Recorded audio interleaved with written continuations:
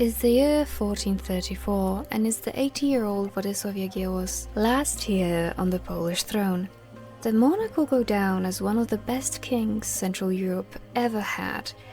But before he gets his well-earned peace, a ragged, exhausted messenger bursts into the throne room with some truly confusing news for him. At the coast of the Baltic Sea, a creature has been found, and it has requested to meet him. Hi, hello, my name is Juno, your local Mothman. Subscribe and welcome to this deep dive into one of the most confusing and intriguing cryptids I've ever read about. A cryptid whose genesis is both very well documented and unknown. A cryptid who, as I will try to prove to you, is tied to a grand Europe-wide conspiracy. But before we dive into the deep waters of the Baltic Sea and try to trace the origins of this cryptid, let's rewind and talk about how we ended up here. As you may have noticed, I have a deep passion for cryptids, especially the Mothman. And the Mothman, like most of the other popular cryptids, is from North America, which means that to me, they are like fairy tales from a faraway land. And because of that disconnect, I've been actively searching for cryptids from my own homeland. Polish cryptids that are not just legendary creatures or Slavic folklore, but true cryptids that fit the definition. So when I found a Polish cryptid that wasn't the milk snake, don't ask about the milk snake, we do not talk about the milk snake, I was very intrigued. And that cryptid is no other than the elusive sea bishop. The tale of the bishop starts on a cloudy morning in the year 1431 at the Polish seaside. That's when a group of fishermen made an extraordinary discovery that would change their lives forever. On the sandy beach, among debris from an earlier storm, the creature, the size of an adult man, was staring them down with human-like eyes. Its skin was covered in bluish scales, but most confusingly, the creature's body was shaped in a way that resembled the clothing of a bishop, with a head shaped like a mitre and a staff in hand. Due to this resemblance, the local priest was summoned. However, even with the man of God present, the creature remained silent. It was only through their divine connection that the priest understood the creature's desire to speak with the king. And so, they hastily traveled across the country to the capital and requested a meeting with the king. As the creature entered the throne room on its own 2 feet, a profound silence enveloped the king's court. The existence of such a being posed a potential threat, risking unrest among the citizens and blasphemous rhetoric to rise. However, the wise elderly king understood the importance of caution. He attempted to communicate with the sea creature in various languages, but it remained silent. Unsure of how to handle the situation, the king ultimately ordered the creature to be confined in a tower. Upon hearing this, the creature appeared deeply saddened, closing its eyes and its presence visibly weakened. The sea bishop spent a few days in the tower before the archbishop, summoned by the king, arrived to meet him. Initially, the creature was reluctant to communicate with his people. However, when King Władysław fell to his knees and prayed to God alongside the bishops, the creature was visibly moved and began to engage with them, blessing the king before turning its attention back to the bishops. And they recognized that the creature longed to be reunited with the sea, so a chariot was prepared for him. A large crowd gathered to bid farewell to the sea bishop, and the bishops accompanied him on his journey home. As they approached the shore, the sea bishop's joy was evident, undeterred by the throngs of people waiting for him at the water's edge. The sea bishop leaned on his 2 fellow men of God as they helped him walk to the shore. With grace, he sank into the depths, turning back only to make the sign of the cross and raise his hand in a blessing to the gathered crowd before disappearing beneath the waves. Wait guys, no, sorry, I was wrong. I found this other article, it says that a sea bishop got captured in 1531 actually. Let's redo this part. The first sighting of the bishop happened on a stormy day in 1531. Okay, Another correction, apparently it was actually 1434 and in what is now Germany. No, sorry, it was actually in the Boulogne Sea. Or, well, actually, according to this map, all of these accounts are wrong because the sea bishop is actually from the coast of Somalia. This makes no sense. Why is there so much different information about one sighting? And even if it did make sense, guys, there's no question, this is a fish. This is a fish, guys. There was no cryptid. We were all lied to. Like, who would want to lie?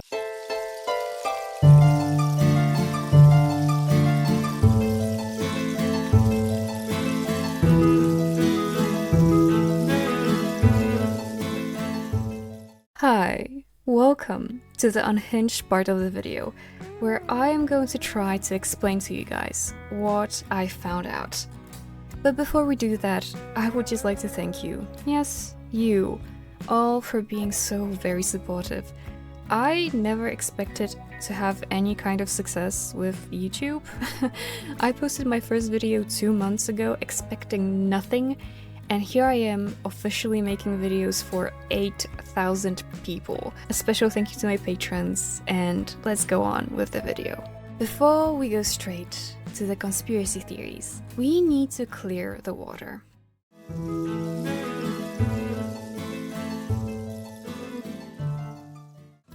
If you right now go hunting, trying to find accurate information about the sea bishop, the best you'll find for free are articles that don't cite the sources very well, and that will leave you feeling incredibly confused. Because I think the journalists themselves are pretty confused. You might read one article in which the author claims the tale of the sea bishop originated in the year 1531, when the cryptid was taken to the King of Poland, Sigmund the Old. And then you'll read the next one, where it takes place in the year 1534, and they try to send the bishop to the King of Poland, Władysław, who at that point would have been dead for a century? You get my point. The disinformation is so widespread that determining what actually happened and when is initially near impossible. Thankfully for me, one name kept coming up in all of the discussions. Guillaume Rondelet, or more specifically, a lot of people cite Rondelet's Libri de Piscibus Marinis as the original source of the sea bishop mythos.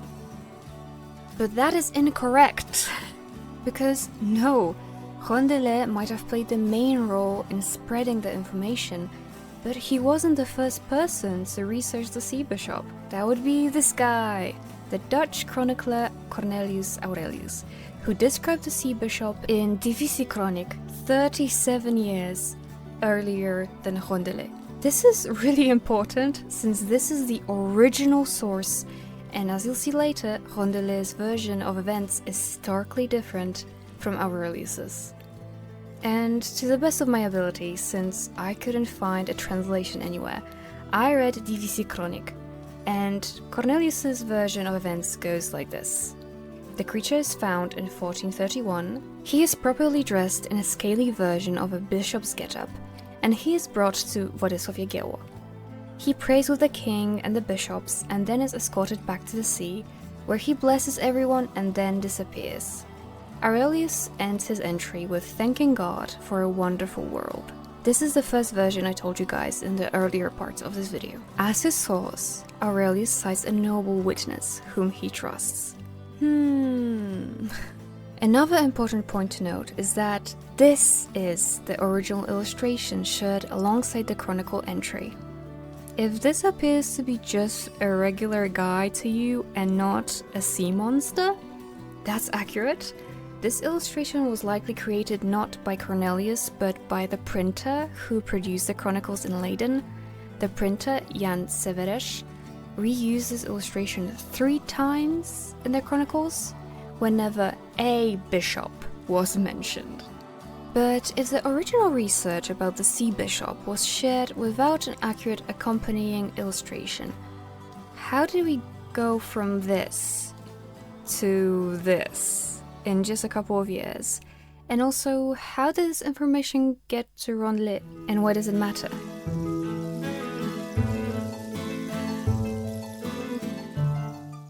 Okay, now that we know where the story of the bishop truly begins, we can enter step 2 of our investigation and talk about how and why there is currently so much disinformation about the sea bishop. So, I keep mentioning this guy, Rondelet, and you might be wondering, why is he such a big deal?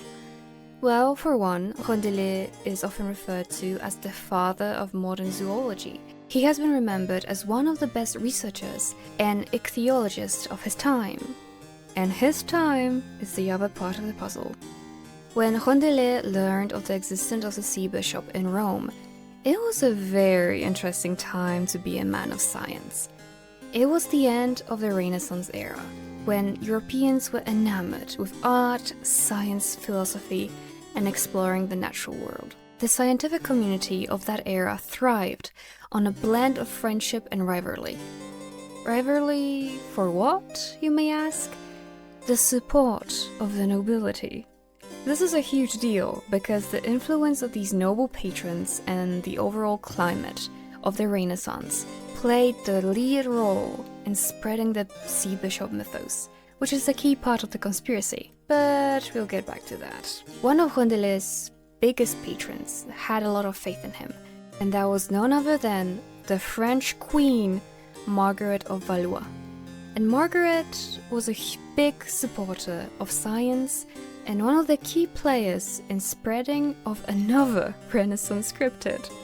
Yes, we need to take a step back and talk about the other Catholic sea monster that was the talk of naturalists and royal courts alike. The sea monk.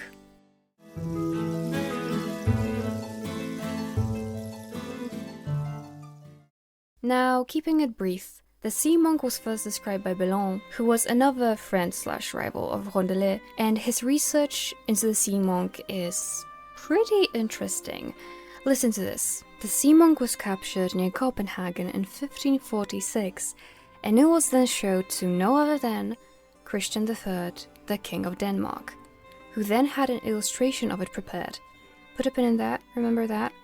And then buried the creature's corpse deep underground so that it didn't cause unrest among citizens. Sounds familiar, doesn't it? Now, Rondelet was a year late to the party, which only fueled his competitive edge, as he needed to have a discovery that would satisfy his rich and bored patrons. But his situation wasn't completely hopeless. Belon might have managed to report on the sea monk first, but Rondelet had a very special gift from the aforementioned Queen Margaret. And that special gift was an illustration of the sea monk provided to Queen Margaret by a witness. Was that witness Christian III? Rondelet doesn't say, so we can be sure, but it is possible. Now, I need you guys to remember this for later. Now, let's get back to the sea bishop.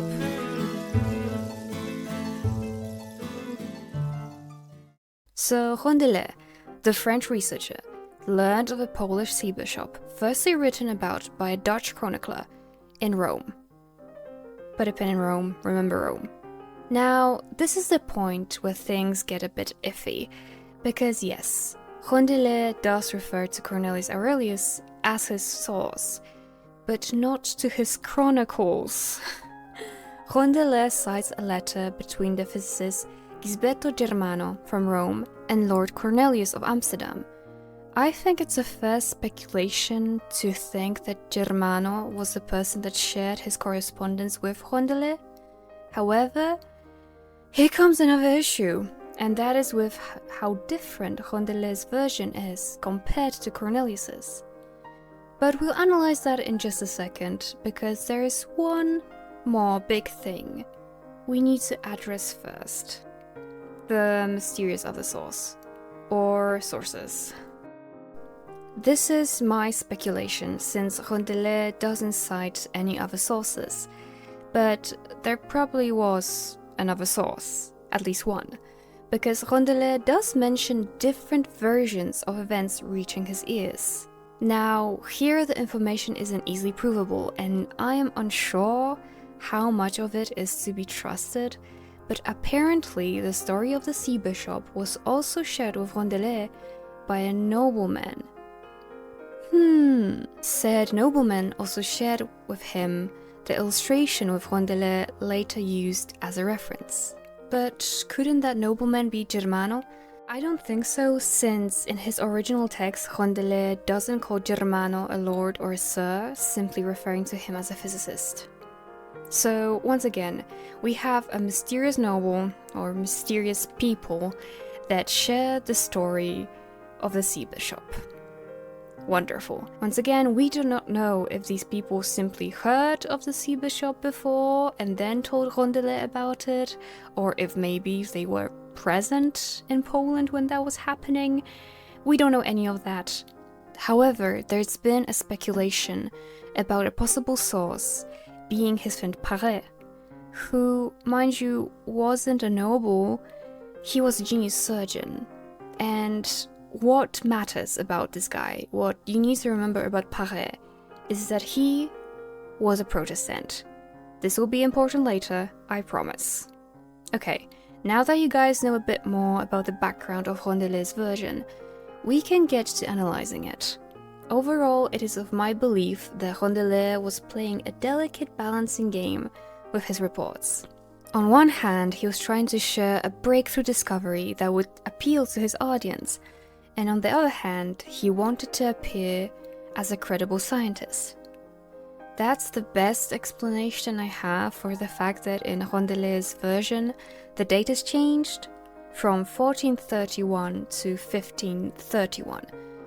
Outside of the date change, another change is in the interpretation of events by Rondelet.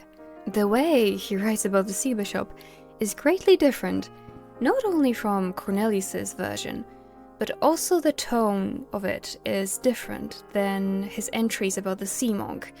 Firstly, he titles his article on the sea bishop as Monstrum Marino Episcopi Habitu, or sea monster in a bishop's habit. This is really interesting since the sea monk was by him categorized as a fish and not a monster. And also Cornelius's interpretation of the sea bishop was of a marvelous being whose existence is to be celebrated as a sign of God. To Rondelet, the sea bishop is a monster. Put a pin in that. Now, not only that, Rondelet doesn't seem all that enthused about the sea bishop, since he kept his entries very short, and in the latter report he says he cannot confirm or deny its existence. And maybe that brevity was the reason behind the mess that happened later.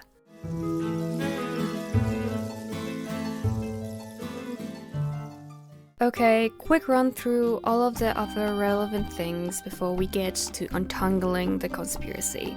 While Rondelet and his circle were concerned with appearing credible, the later researchers simply didn't feel that way about their work.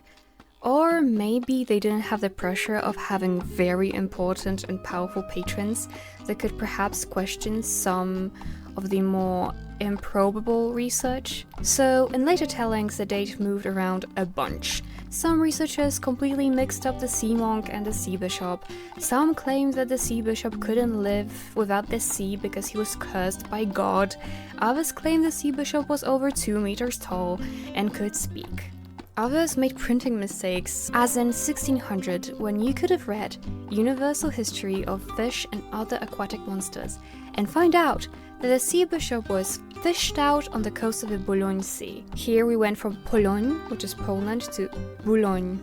The map I showed you guys before puts the sea bishop off the coast of Somalia, and here I think that Camoccio, the cartographer, might have gotten a bit confused, because there are a couple of different cultures with creatures similar to the sea bishop, so maybe he just conflicted them?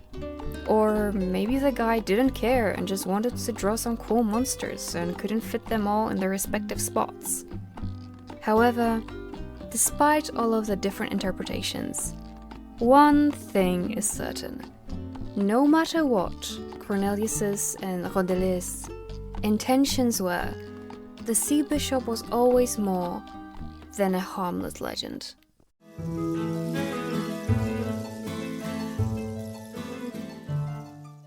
Did you guys hold on to all of your pins? Well, I hope you did, because we're gonna need them now. Okay, it's time we talk about a crucial piece of context I haven't really mentioned until now, and that is the political climate of the time. As I said before, the sea bishop was researched during a very interesting time, and by that I meant not only the fact that it was the Renaissance, but also the fact that that era was ending. Or, according to historians, already ended in 1527, with the sack of Rome. Okay, we're gonna need the pin number 1 here. Do you remember how I mentioned before how Queen Margaret obtained an illustration of the sea monk? I later speculated that that illustration was one that was prepared by Christian III. Well, that was just my speculation. Do you know who we know for sure received an illustration of the sea monk from Christian III? Charles V. You know, Charles V, the guy that ended the Renaissance era by brutally taking over Rome and causing the Pope to flee? That guy. Yes, now that you guys have all of the pieces, I can finally talk about how the sea bishop was a double-edged propaganda prepared and distributed by two sides of the biggest conflict of the Renaissance, the Protestant Reformation. Leading up to the sack of Rome, the tensions in Europe have been running high ever since Martin Luther started sharing his disputes with the teachings of the Catholic Church. The Reformation, which he started, was a huge deal that threatened the Catholic European countries and Rome. That's why, even though from a modern point of view, the idea of a sea bishop or sea monk seems ridiculous, we need to look at the sea bishop with that context.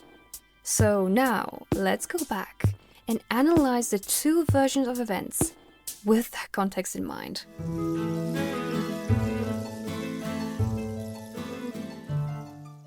So, let's dissect the original version and catch all of the hidden propaganda that Cornelius knowingly or unknowingly put in it. Let's start with the core historical figure that appears in the telling, the Polish king Władysław Jagiełło. Let me tell you why this being Jagiełło specifically is a big deal.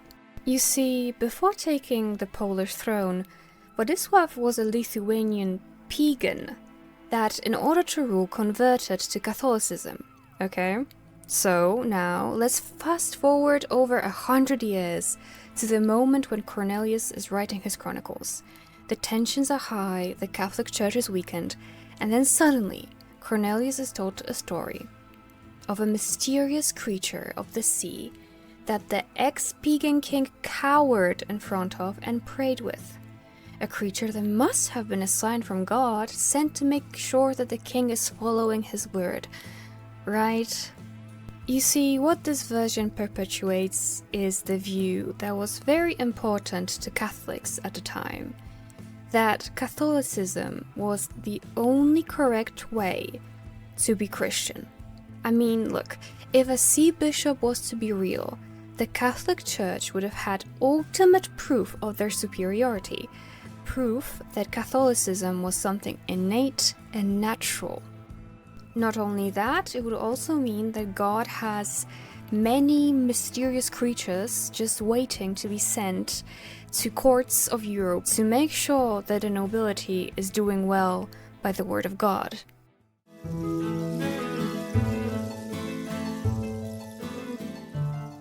Now let's go back to the post-sack of Rome, which at that point has been burnt to the ground, slowly was beginning to be rebuilt.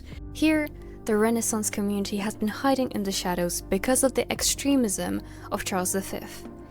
You know, the way I've been talking about it, it might have sounded as if Charles V was a Protestant leader that tried to take over Rome because he didn't agree with the Catholic Church, but no, Charles V was a Roman emperor that simply had his own vision for how the empire was to function. He overall wasn't a big fan of the new thoughts and ideas and philosophies that were the result of Renaissance and its great thinkers. that's why he decided to take the matter into his own hands and essentially burn Rome down and force the Pope that was supportive of the Renaissance era to flee. So this is the point at which Rondelet writes his version. This is important. So now we know that probably his thoughts on this extremist Catholicism weren't all that positive, and that within his circles, his close friend Paré was a Protestant, a follower of Luther. Now, knowing that information, let's look at Rondelet's version and the versions that followed him. Because, as I mentioned before, Rondelet's version was very short. However, as I said, his version sprouted a ton of other interpretations. And so I'll be not only analyzing Rondelet's version, but the interpretation of Rondelet's version, okay? So, in his version, the king would have been Sigmund I the Old. This also is significant. So Sigmund I was known as a very peaceful ruler that avoided conflict. That is until he raided the city of Gdańsk in 1526, captured Protestant priests and burned them at the stake. Yeah, a bunch of people got executed and prosecuted for their beliefs, and the king restored the Catholic Church's power over this very influential port city. So if we trace one of the theories, which is that the sea bishop was a tale made up by some fishermen, it could have been possible that the fishermen simply were bitter about the way Sigmund I essentially massacred a ton of people. Now let's talk about the interpretation then. At the coast of the Baltic Sea, a disgusting sea monster was captured. The monster was actually a Catholic bishop that after his death was punished by God to rule over the seas rather than enjoy heaven due to his sinful life. The creature then, against his will, is brought to the crazy king that fails to communicate with it, and the creature is later thrown back into the sea. This is what I meant by double-edged sword. The sea bishop was whatever it needed to be to the person speaking about it.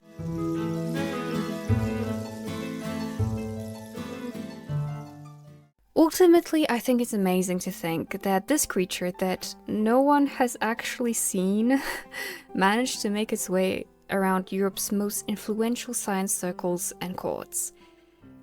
While most likely never really existing or being some kind of sea animal like a squid or a Jenny Hanover, uncovering this mystery was crazy because, as I said, since 500 years ago, there's been a lot of misinformation spreading, and figuring out what was true and what wasn't was both exhausting and very fun. Many mysteries still remain though. Who told Cornelius about the sea bishop? Was it the same noble as the one that told Rondelet about it? Did the noble actually see the sea bishop, or was he lied to by some Polish fishermen? Or maybe he made up the entire story? Our scaly friend was likely a fake, a scam devised to confuse and fuel an ancient propaganda machine. But on the other hand, who knows? Maybe we're simply ignorant to an entire Catholic civilization of sea people living in the Baltic Sea. I guess we'll just never know. But what I do know is that if you enjoyed this video, you could subscribe. And if you have $1.50 to spare, you can join my Patreon. Let me know what you thought about this video, and what other cryptids would you like me to talk about. I'll see you next week with an analysis of the cottagecore aesthetic, and until then, you can watch this video, which I worked really hard on. Bye bye!